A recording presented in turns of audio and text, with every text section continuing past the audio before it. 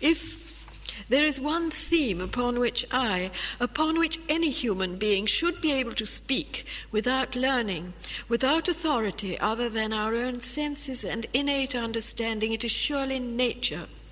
For nature, all that we perceive and of which we are ourselves a part and which is a part of us, is what each is given along with life itself.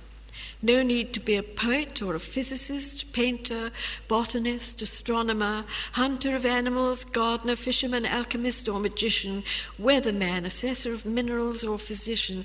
No need to be literate or numerate. It is enough to be a child. The rest are but a few of the countless ways we follow into that inexhaustible universe of marvels into which we are born. Never will we reach nature's frontiers. Never can we be elsewhere than at its center. I have myself read countless books, innumerable pages of human thoughts, but in this attempt to approach nature, I shall try at the outset not to remember, but to forget these. I shall not even cite Lawrence van der Post's African Bushmen or the North American or Australian indigenous people, although these, nature being their only literacy, could tell more than perhaps any man of learning of nature and its many powers. Instead, I shall try to begin by speaking not from any acquired knowledge. Much or little counts for nothing at all in this respect, but solely as the child I was, the child each of us was, born into this world without any of the adventitious aids of what we later in life call knowledge.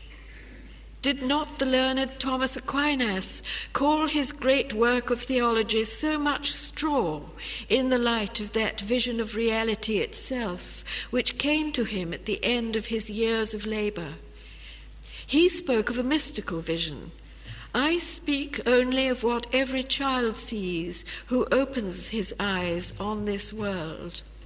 But in the light of the morning sunshine falling on a leaf or raindrop, whether on the loveliest of gardens or wild places, or on a plastic container on a scrap heap, I too would have to say that all I have studied is so much straw.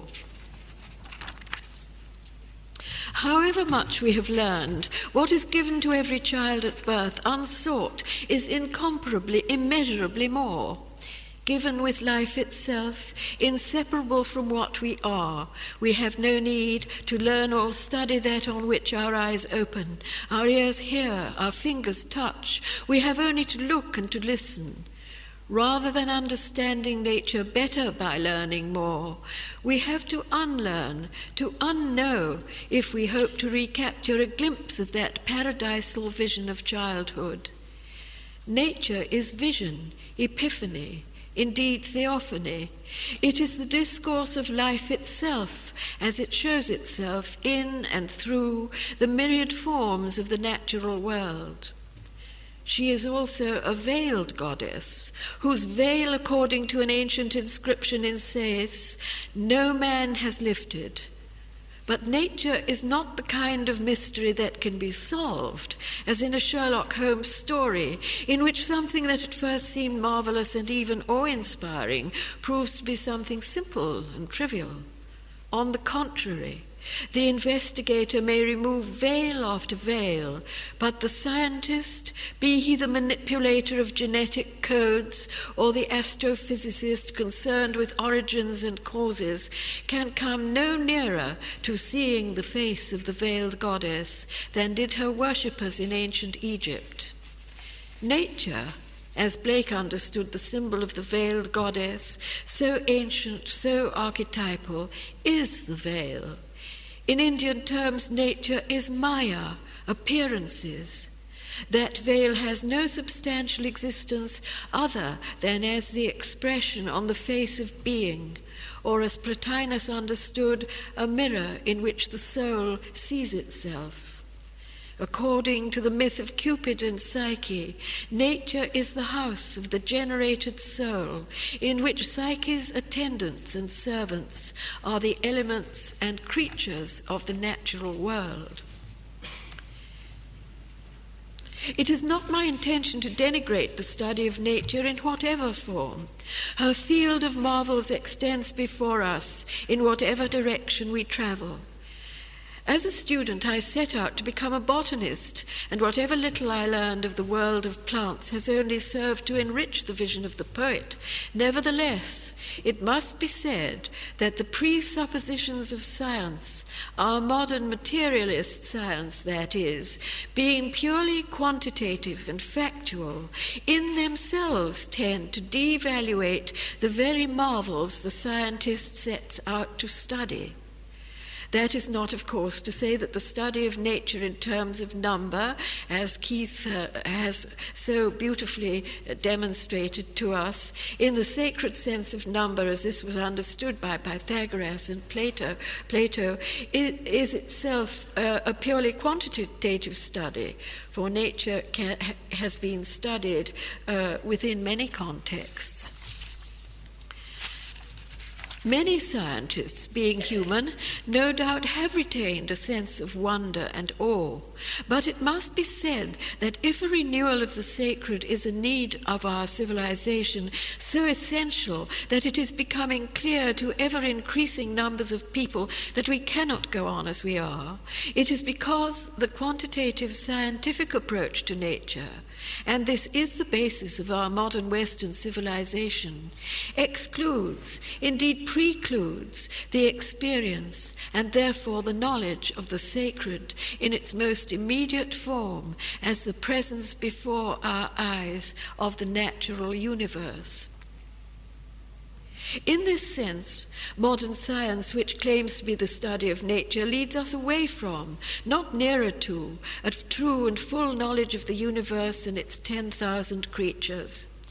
In our modern Western or westernized society, science is equated with knowledge in a kind of idolatry, whereas the arts are seen as more or less agreeable relaxations and religion as a private matter about which everyone has the right to his own opinion, since religion and the arts lie outside the realm of verifiable facts and are in that sense not to be taken seriously.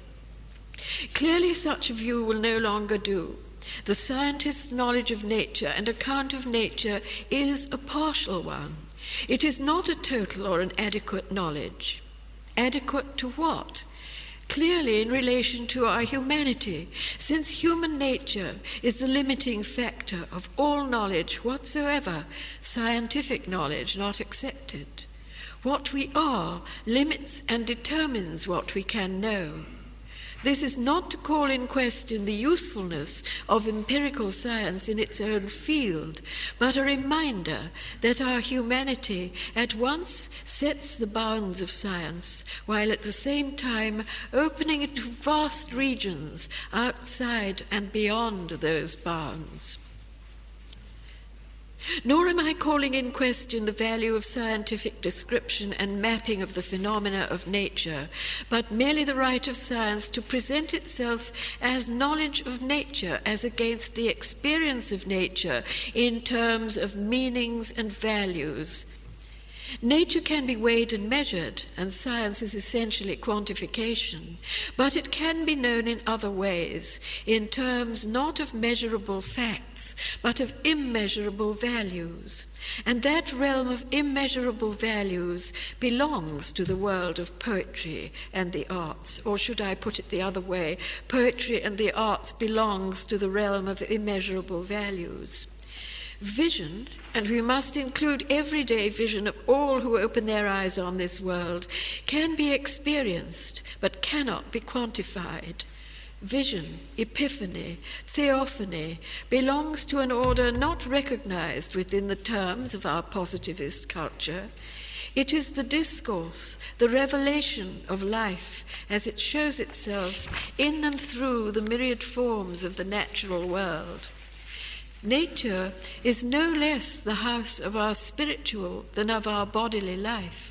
And it is for this reason that poets and all other artists, besides each of us simply because we are able to enjoy and contemplate as well as to consume the world, have the right to be heard, to speak against the blind destruction in the name of utility of the living earth, which is our book of wisdom, our spiritual home, our revelation of the divine face. One might see the scientific method as grounded in the part observing the whole from the standpoint of its separation. Science observes that of which we are in reality, or from another standpoint, a part, as an object, that is, a separate and other. This can yield knowledge of a certain kind, objective knowledge of nature. Yet one might see presumption in the attempt itself of the part to pronounce on the whole, as if human reason alone possessed knowledge and were the supreme and sole arbiter in an otherwise mindless universe. If not inherent in the scientific method as such, it is certain that such attitudes have grown up alongside this secular mode of thought. So, in order to rediscover the experience of nature that underlies all later uses and theories, we must go back to something more primordial, pristine, innate. Is it possible to remember back to the kind of knowledge we had of our world before inner and outer became separate, before nature became an object about which we had questions to ask, wishes to satisfy, all those human curiosities and wants and needs that lead us to put nature to our own uses and purposes? To a time when we had no questions, to reduce wonder to curiosity, delight to greed of possession, fear to the desire to destroy.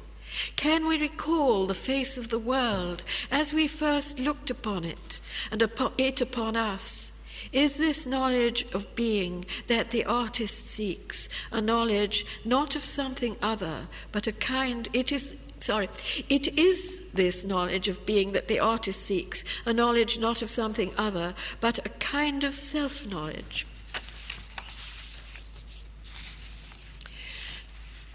What is our own earliest memory? Mine is, or seems to be, and yours, no doubt, I would ask you to recall yours, not mine.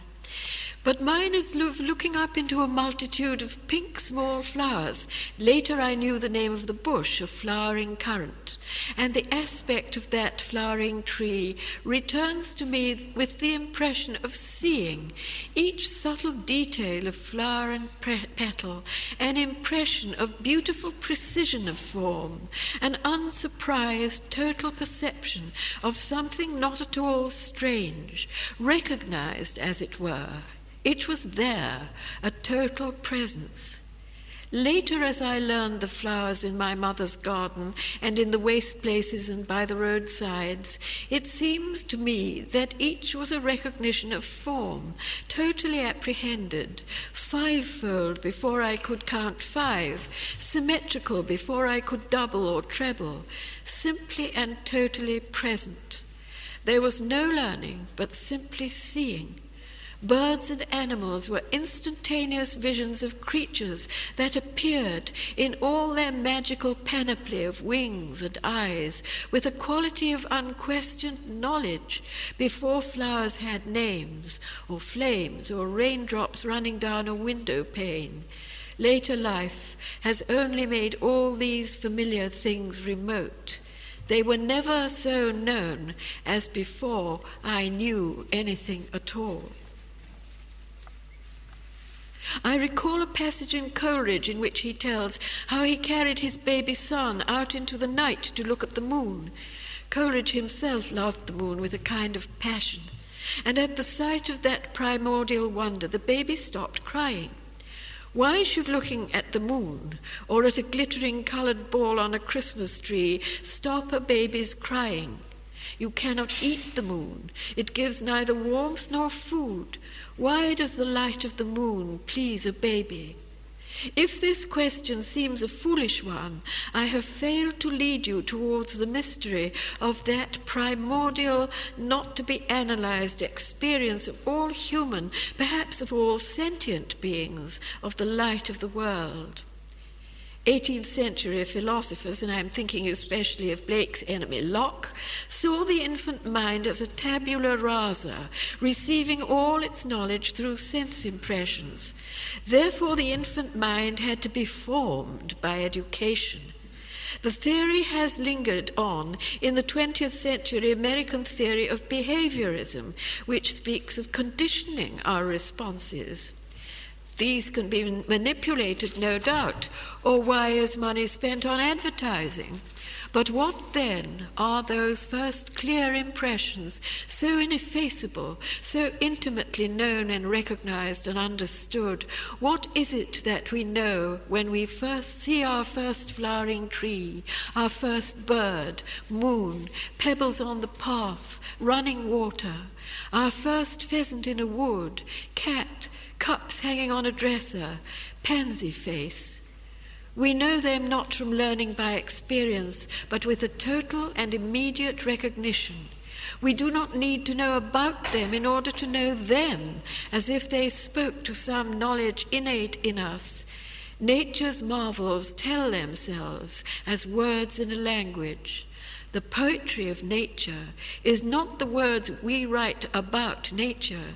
It is all that the language of nature makes known to us. And if you know Jeremy Reed's poetry, you will see that this is what a nature poet like Jeremy is able to do for us, make nature speak again to us within that primordial language, still known to a few poets. It is as if we can perhaps claim no more. Knower and known, light and sight, seer and seen are from the first inseparable. By the materialist science of recent centuries, nature and consciousness have long been held to be separate. Yeats, near the end of his life, foresaw and predicted that in 2 or 3 generations it will become generally known that the mechanical theory has no reality, that the natural and supernatural are knit together. His prophecy has already been fulfilled, and few scientists would now claim otherwise than for purposes of convenience that the measurable world can be separated from the mind of the observer. The mechanical theory of nature is now an obsolete hypothesis, and the unus mundus, the unity of mind and nature sought by the early Renaissance thinkers, is once again becoming credible. And if inner and outer are indeed knit together, knowledge is inherent in and inherited with that of which we are made, knower and known, nature and we who perceive it are one and the same. All our knowledge of nature is in reality self-knowledge, unnamed and unnameable. The knower unerringly, totally experiences the shell or flower or bird or tree. Inner and outer are attuned to this fundamental recognition, which is at once innate knowledge of the other we call nature. And that from the dawn of consciousness. However we may regard that aspect of time which we call evolution, it is a term which in a time world we must use descriptively, whether or not we share the materialist view of natural causality. Most of us here, I imagine, do not share that view, but it is nonetheless true that we are situated in time. According to the Orphic Theogony, time, with its serpent revolutions and its lion's devouring mouth, is the first created of the gods who control this world. Plato calls time a moving image of eternity, and that motion is time. Viewing time in this sense, as the mode in which we experience the ever-present, how inconceivably old we are. When, using the word when in relation to the timeless origin of time, did our consciousness begin? When did the matter of which our physical frames are composed begin? There is no break in the totality of being, in the continuity of nature from the fiat lux, the timeless fiat lux of creation. Modern science too sees light as the origin of all that has followed in the continuity of nature, in its work of formation, transformation, Goethe's words, of which we, like wave crests in an unending sea, are moments. The life in us derives from an immemorial past. It has never not been. It will never not be. Indeed, beginning and ending are terms of temporal succession, which is only as the whole manifestation of creation appears to our physical senses. But whether we conceive that totality as unending time or as a boundless now, we are indivisibly woven into that one, that all. We are what nature has generated. Nature, which is what we know, not by observation, but because nature is what we are, and we are nature's knowledge and self-knowledge, an unfathomable knowledge that is inseparable from being. Inconceivably ancient is this self-knowledge of being, older than memory, older than history, than man, than the animals or earliest living organisms who were our first selves. Do we not go back to the rocks, to the water, to fire, to the first created light? Differentiated and individualized as we are, our life is rooted in the boundless, timeless, beginningless, and unending whole which we know as nature. Where do we ourselves begin and end? Earth, air, fire, and water flow continually through us. They enter us and leave us, and our bodies are no more ourselves or ours than the flame of a candle, perpetually consuming and renewing itself. And in this unbroken continuity with the entire manifestation we know as nature, just as we may say that we are a part of its whole, so equally may we say that it is a part of our whole.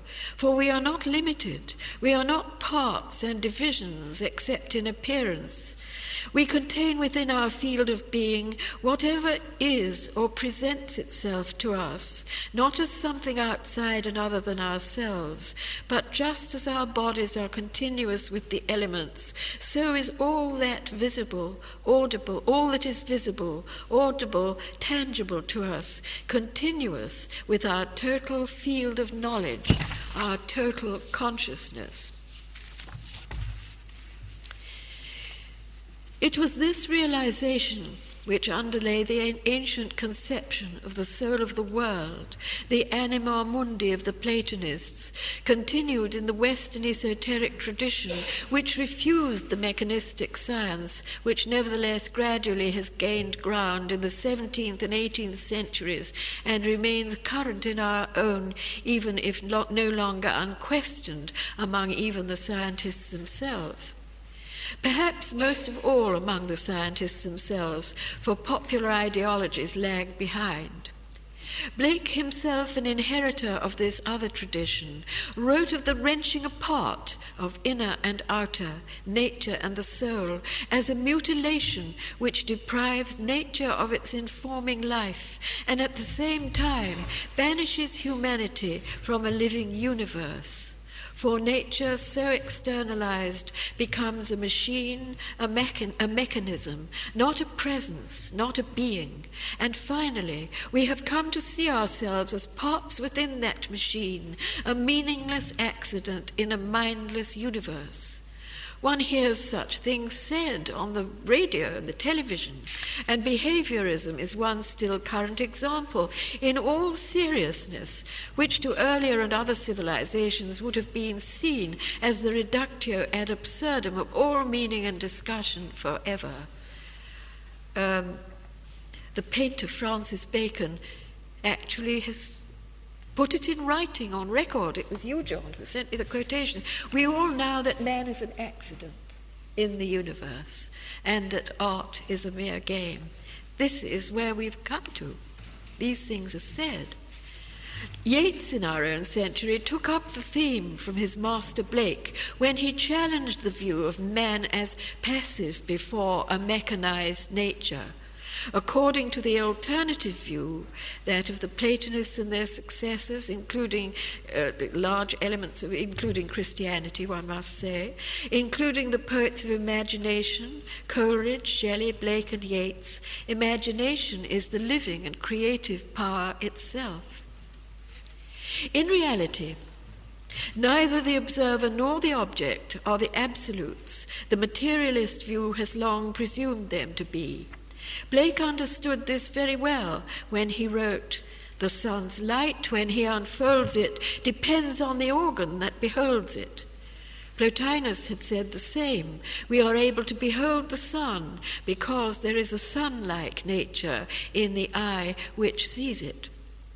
Other civilizations, and I think above all of India, recognize that consciousness is itself a variable whose range can contract or expand. It is not the invariable constant rationalist thinkers have supposed.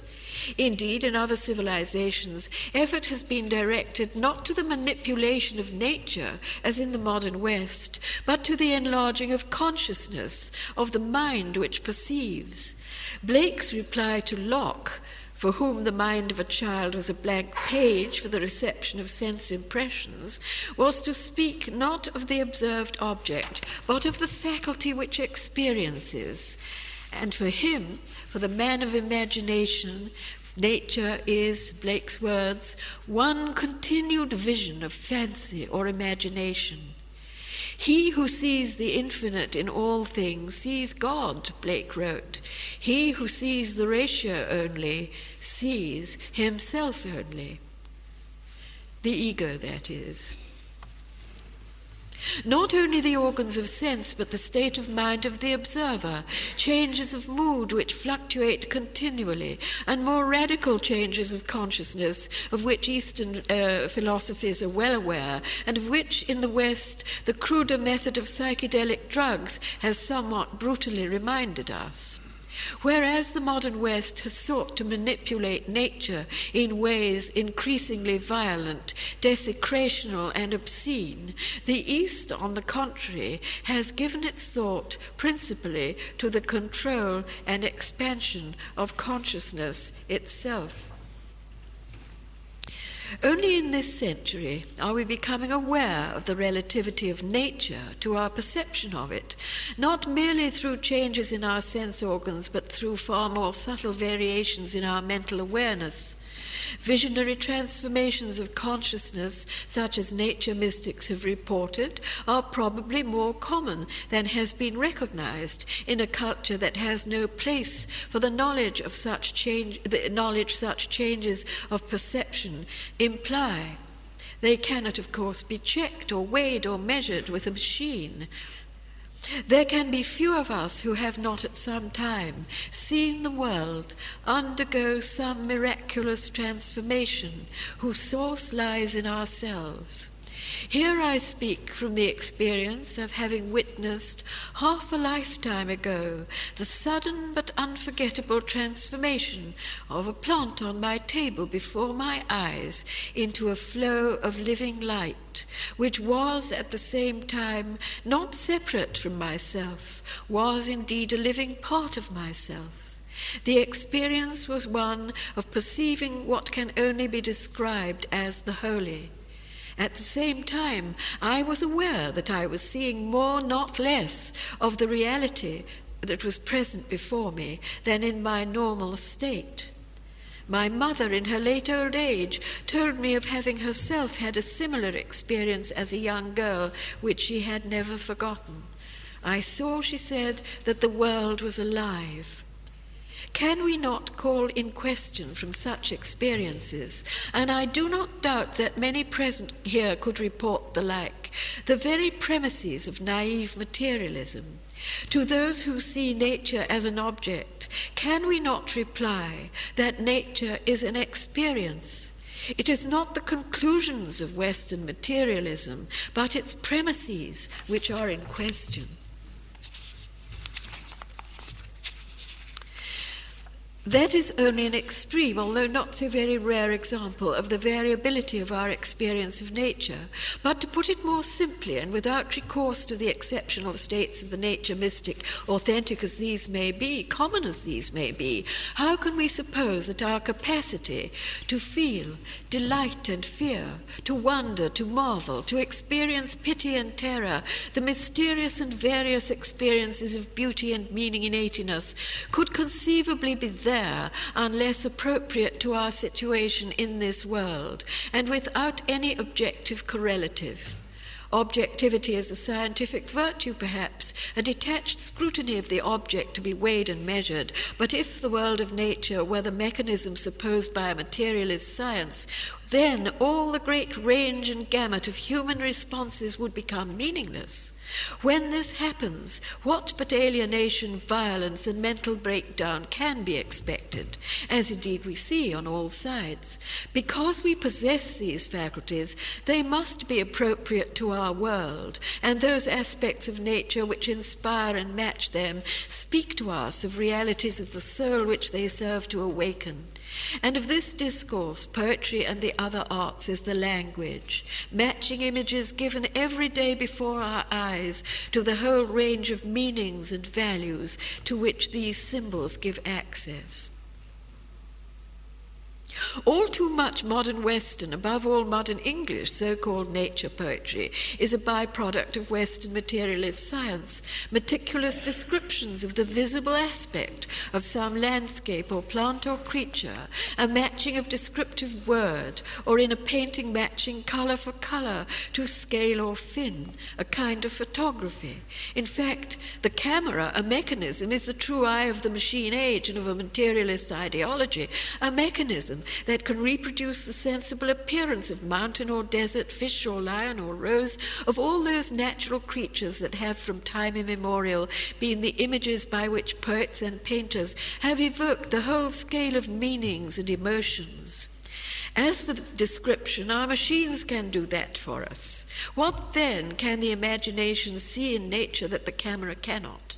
I have suggested that for childhood, knowledge is being. What we know is what we are by participation, by empathy, and by reading the language of nature.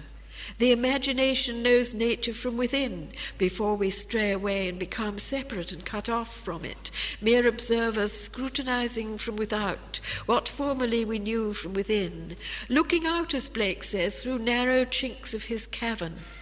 Have we not all the memory of having once been inside nature, as it were, instead of wandering on the outside, looking for a door through which to find our way back to our native place or state? We try to recapture that living experience in which we knew nature not as an object, a thing, but as a living presence. Blake understood that through the materialist ideology we have lost access to the living experience of nature, and describes that cold rationalist mind for whom a rock, a cloud, a mountain were now not vocal as in climes of happy eternity, where the lamb replies to the infant voice and the lion to the man of years, giving them sweet instructions, where the cloud, the river, and the field talk with the husbandman and shepherd. Cloud and river and field express meanings which cannot be measured or quantified. Our universe is a living universe, and Blake's child and shepherd live in a state of continuous communication with its presence, something we have perhaps all known at one time. Has not the blackbird sung to us a music we understood? Some, like Blake, have never lost that sense of paradisal participation. Samuel Palmer's Shoreham, his Valley of Vision, for a few years opened itself to his painter's devotion. We are mistaken when we think of nature poetry as conferring meaning upon nature.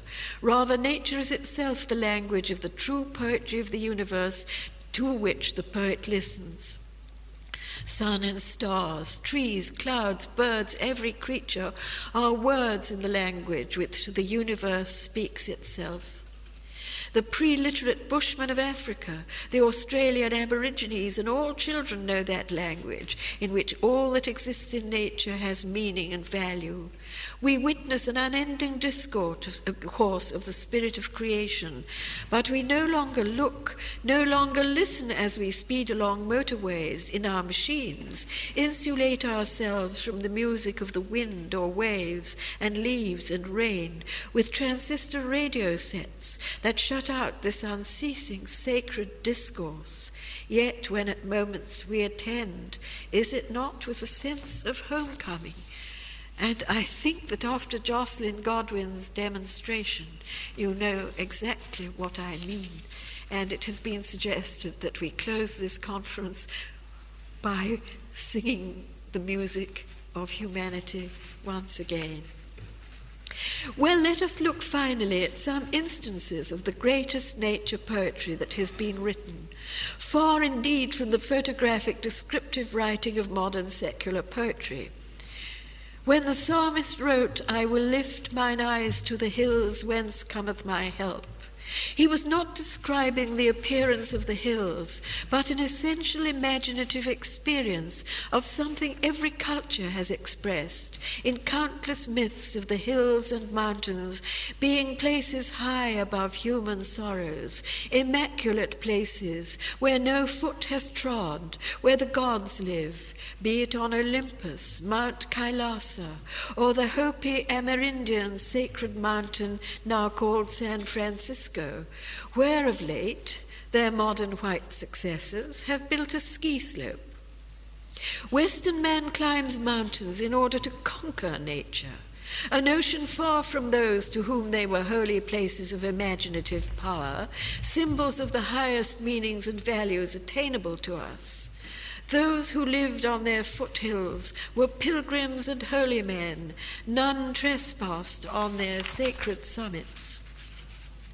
Santosh gave us a glimpse of the great Sun Temple of Konarak and the sacred dance practiced there in honor of that great god Surya, who rises from the sea to drive his chariot daily across the world.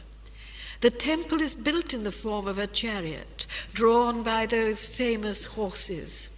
In the chariot are all created beings, from the animals, the nagas, men and women, to angelic beings. Apollo too drove his sun chariot, coming out of the east, as the Bible also has it, as a bridegroom cometh forth from his chamber, ready for to run his race. The sun is a living being. As for Blake, who, when he claimed that he saw the spiritual sun, was asked by some pragmatic Englishman, "What, when you see the sun rise, do you not see a round disk somewhat like a guinea?" And the poet replied, "Oh, no, no, I see an innumerable company of the heavenly host, singing, 'Holy, holy, holy is the Lord God Almighty.'" When I was a child, I remember singing a hymn, heaven forgive me, with the line, "The heathen in his blindness bows down to wood and stone." Idolatry. But now I wonder if our own civilization is not the most idolatrous there has ever been, being the first to have worshipped matter and imputed to it the causes of universal life. Or take the wind, again in the Bible. The wind is the vehicle of the Holy Spirit, who maketh the clouds his chariot, who walketh upon the wings of the wind. The wind is the breath of life, its spiritual power indivisibly one with its nature. What is said of the wind could equally be said of the Spirit. John the Baptist, the prophet in the desert, inspired by the Spirit, is called a reed shaken by the wind. In St. John's Gospel again, wind and spirit are one and indivisible. The wind bloweth where it listeth, and thou hearest the sound thereof, and thou canst not tell whence it cometh and whither it goeth. So is every one that is born of the Spirit. At Pentecost, the Holy Spirit was perceived by the disciples of Jesus as the sound of a mighty wind. As in the Bible, so in the Vedas. This passage from the Rig Veda, translated by Raimundo Panikkar, again is not a simile which merely compares wind with the Holy Spirit. The two are inseparably one in the sublime language of nature, which is the vehicle of sacred meaning. Oh, the wind's chariot, its power and its glory, it passes by crashing. Out streak the lightnings, dust rises on the earth, the wind passes. The hosts of the wind speed onward after him like women assembling. The king of the world lifts them up in his chariot through lofty regions. He speeds on the air's pathways. He rests not nor slumbers for even a day. Firstborn, the water's friend, the righteous, whence came he? How was he born? Breath of the gods and life germ of the universe, freely he wanders. We bring him our homage, whose voice may be heard, but whose form is not seen. As with wind, so with fire, water, cloud, trees, forests, seas and rivers, all these in ancient poetry of whatever quarter of the world are the profound language of meanings, as humanity discovered these in an endless dialectic of inner experience, seeking, as it were, asking for, as Coleridge writes, its natural symbol. The alchemical teaching of the Smaragdine table of Hermes Trismegistus, that which is above is like that which is beneath, and that which is beneath is like that which is above, to work the unity of one thing, is the underlying principle of the alchemical theory of signatures, and which has application in many fields. Philip, I know, objected to that quotation, but I suggest that he quoted only the beginning, which divides the above from the beneath, and omitted the last passage, which is to work the unity of one thing. According to this view of nature, in total contradiction to the mechanistic theory, everything in nature, every herb, animal, metal, gem, natural element, or part of the human body, since microcosm mirrors macrocosm, has its correspondence in an order of causes on high, above, popularly known as the stars, but of course not in a mechanistic sense, the stars themselves being yet one more region of the imagination expressed in the language of nature. The Kabbalistic tree of God is another powerful symbol expressing the unity of all things. The roots of this tree are above, its branches and fruits below. Yet the divine spirit circulates through the whole of manifested being, no less present in the lowest, the material world, than in the unapproachable source. God is in the lowest effects as in the highest causes, Blake says, and he is speaking from within that tradition, which he knew in several forms, all alike in their rejection of the mechanistic universe. Quite recently, Gaston Bachelard, the French phenomenologist, found his way back into the world of nature as a language of meanings and wrote those illuminating books on the four elements, L'eau et les rêves, l'air et les songes, and the rest, explorations of the rich correspondences of which poetry of imagination is full. Shelley's skylark soaring in the air is not described feather by feather and bone by bone, but carries the spirit of the beholder into the heavens of song. Edgar Allan Poe's somber waters mirror the melancholy of the poet's death wish. Nietzsche's mountains summon to conquest, and the acorn cup and small snail shell are nature's secret hiding places and refuges. In imagination we hide in acorn cups like Shakespeare's fairies, move with wave and river and cloud, enter strange pure worlds of weightless reflections on water, finding throughout nature the correspondences of every mood. At every moment, nature itself, presenting to us its chasms and heights, its flux and its shadows, evokes in us those correspondences through which we come to know ourselves, and the artists and poets are the interpreters of the language nature presents continually to the soul. For throughout the materialist centuries, it was the poets of Swedenborg, whose correspondences were a heritage from the alchemical signatures. Every creature, according to Swedenborg, is a living spirit whose bodily form is a correspondence of its living nature. All of them embodiments of spirits of different orders and capacities. Wordsworth is on the whole a Newtonian, describing nature as he perceived it, though with magnificent exceptions, whereas for Blake all nature is alive, and I will read you this passage. Thou seest the constellations in the deep and wondrous night. They rise in order and continue their immortal courses upon the mountain and in vales with harp and heavenly song, with flute and clarion, with cups and measures filled with foaming wine. Glittering the streams reflect the visions of beatitude, and the calm ocean joys beneath and smooths his awful waves. These are the sons of loss, and these the labourers of the vintage. Thou seest the gorgeous clothed flies that dance and sport in summer upon the sunny brooks and meadows. Every one the dance knows in its intricate mazes of delight, artful to weave, each one to sound his instruments of music in the dance, to touch each other and recede, to cross and change and return. These are the children of loss.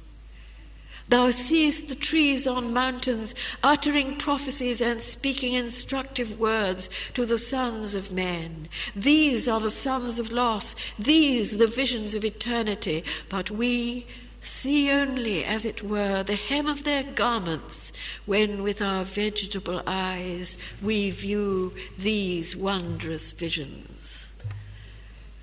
Loss is, of course, for those of you who don't know, Blake's Spirit of the Living Imagination. And I hope you note that these creatures all have their music. Shelley too had his west wind, which he summoned, invoked in terms not far from those of the Vedas. Wild spirit which art moving everywhere, destroyer and preserver, hear, oh, hear. And the poet prays to that spirit to make me thy lyre, even as the forest is.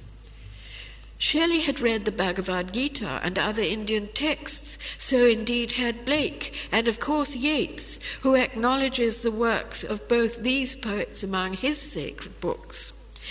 And last of all, we come to the fullest, clearest statement of the alternative understanding of nature, alternative, that is, to the secular materialist view, that of the Vedas, of the Upanishads and the Gita. Everything that lives is holy, Blake wrote. What does he mean? A mechanism is by definition lifeless, but every manifestation of life, every guise assumed by the living self of the universe, Blake's imagination, whom he identifies with Jesus, the divine presence in man, can be so described because it can be so experienced. For the holy, the sacred, is an experience, not the quality of an object. Only as such can it be known. The alternative to nature as mechanism is nature as theophany, which of course brings us back to what Philip said on the first day, nature as theophany. What we have experienced, we know. What else is knowledge? So in that chapter of the Mahabharata, which dates from some 1500 years before our era, known as the Bhagavad Gita, the Lord Krishna, manifesting himself as the friend and charioteer of the Pandava warrior Arjuna, gave the teaching. It is the self, the universal mind or spirit, unborn and undying, who, in the words of Krishna, answers Arjuna's question. Arjuna asks, What is nature? What is matter? And what is the self? What is that they call wisdom? And Krishna answers, O Arjuna, the body of man is the playground of the self, and that which knows the activities of matter, sages call the self. I am the omniscient self that abides in the playground of matter. Knowledge of matter and of the all-knowing self is wisdom. The Lord Krishna speaks of the great truth which man ought to know, since by its means he will win immortal bliss, that which is without beginning, the eternal spirit which dwells in me, neither with form nor yet without it. Everywhere are its hands and its feet. Everywhere it has eyes that see, heads that think, and mouths that speak. Everywhere it listens. It dwells in all the worlds. It envelops them all. Beyond the senses it yet shines through every sense perception. Bound to nothing it yet sustains everything. Unaffected by its qualities, it still enjoys them all. The Supreme Self is the one life of the universe, and also the life of man, the microcosm. And in the poem I read you last night from Vernon Watkins on Taliesin, you will see how the same conception of the immortal spirit which transmigrates and passes through the universe continually is embodied in the much simpler, less metaphysically developed Celtic conception of Taliesin, the spirit of poetry itself. Now, this does not, in my way of seeing it, constitute pantheism, in the sense of understanding God to be merely the sum of whatever is in nature, a notion which is itself coloured by a mechanistic model of the natural universe, and probably very largely projected upon Indian thought by Western thinkers, by which the concept of the divine person implies a demiurge who makes worlds as a workman makes tables and chairs. The supreme self of the Vedanta, the mind of the Hermetica, Burma's and Blake's imagination of God, is a person in a sense far otherwise, is the ultimate Satchit Ananda, being, consciousness, bliss of life itself. Not matter but living being is the ultimate ground, and since consciousness belongs to living mind, a person, the natural world is a manifestation of eternal being, a living universe and not an object. This, however, is not to say that the divine self does not also transcend what we can know as nature. And I quote again the words of the Lord Krishna. It is only a very small part of my eternal self, which is the life of this universe, drawing round itself the six senses, the mind the last, which have their source in nature. When the Supreme Lord enters a body or leaves it, he gathers these senses together and travels on with them as the wind gathers perfume while passing through the flowers. There are two aspects in nature, the perishable and the imperishable. All life in this world belongs to the former. The unchanging element belongs to the latter. But higher than all am I, the Supreme God, the Absolute Self, the Eternal Lord, who pervades the worlds and upholds them all. Had Shelley too remembered the Bhagavad Gita, together with the Platonic philosophers, when in Hellas he made his sage Ahasuerus speak of the One, the unborn and the undying, earth and ocean, space, and the isles of life or light that gem the sapphire floods of interstellar air, this firmament pavilioned upon chaos, with all its cressets of immortal fire, this whole of suns and worlds and men and beasts and flowers, with all the silent or tempestuous workings by which they have been, are, or cease to be, is but a vision. Thought is its cradle and its grave. Nor less the future and the past are idle shadows of thought's eternal flight. they have no being. Naught is but that which feels itself to be. These and like words speak, I suggest, the ultimate understanding of what nature is. Nor is such knowledge inaccessible, demanding some special knowledge possessed by few. No, it is a vision innate in all, those thoughts of men that have been hid of old, of which Blake writes, the vision of infancy before epiphany is obscured by ideology. So understood, nature is the house not of the body alone, but of the soul, the source not only of physical sustenance, but beyond that, our inexhaustible epiphany of knowledge and meaning.